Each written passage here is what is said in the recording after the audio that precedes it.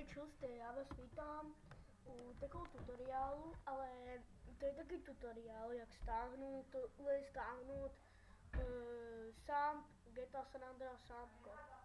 Takže, jo, takže dáme si Google, ale to je velmi jednoduché, jen vám to řeknu, jak to spravit, já to nebudu stahovat, takže dáme si sám počkat, tu vidíte, tak si to dajte a tu vidíte, ne, počkat, koukneme se.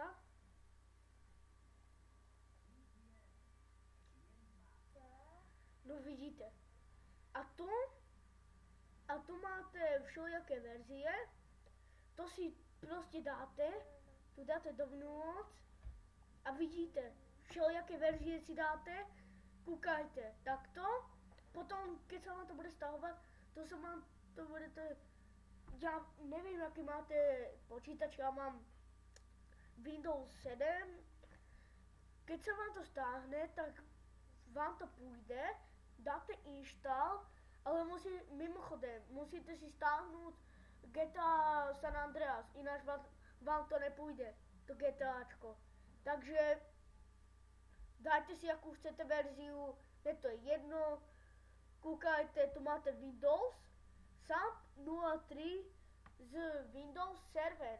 Takže, keď sa vám toto video páčilo, dajte like, koment, odber. A keď ne, tak môžete aj dislike dávať. Takže, kúkajte sa na moje videa, ukážem vám, jaké tutoriály budu točiť. Takže čus.